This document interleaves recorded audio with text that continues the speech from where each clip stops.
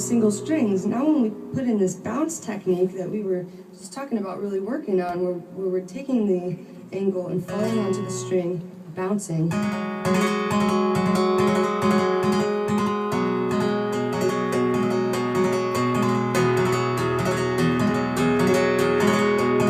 now all of a sudden something really simple has grown. So it started as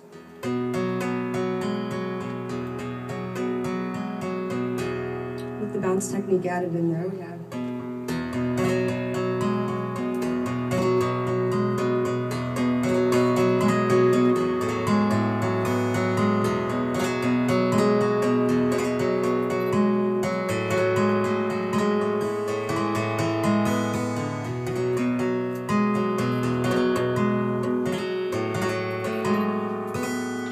just so you can hear the sound, I mean, you can do this with any chord. I can hold a traditional G chord and think about trying to do the same thing, you know. And one thing that I do refer to in the handout as well is string skipping. So, like I said, we were talking about taking arpeggio, which is where you're playing the notes of a chord individually in a sequence, as opposed to playing them simultaneously.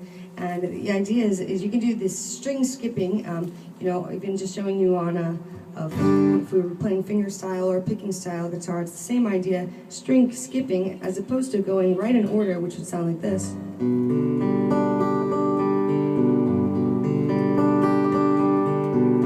String skipping, we would play every other string, and it sounds like this.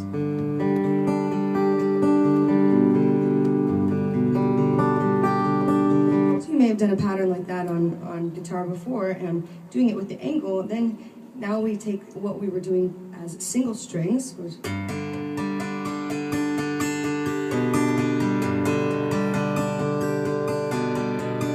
there in itself already has a very rhythmic effect to it, but when we add in that bounce technique, that's when the effect of the Engle really comes into play, where we can have a lot of fun with it, and that would sound something like this.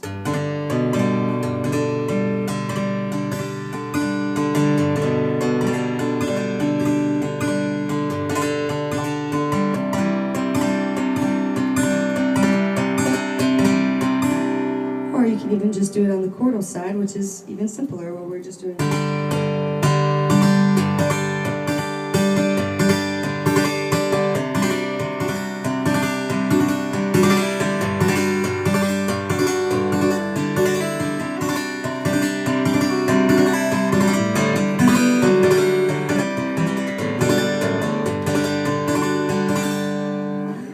The possibilities are really endless with the Engle, and also when you're incorporating different techniques with your left hand, now all of a sudden it's just opening up to this entire new world. So one thing that you might want to try, that if you haven't picked up one of these handouts, be sure to grab one.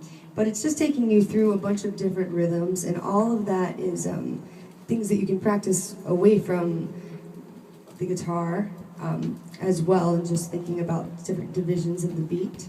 The first one we talk about is a quarter note, so we're just playing right on the beat. And if we go back to the pattern that we were originally doing, we were just playing single strings and quarter notes. So.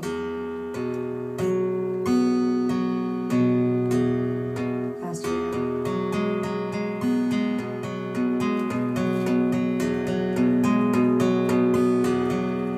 So you can practice that in so many different ways over different chords, and then when we start adding in those double strokes with the bounce technique,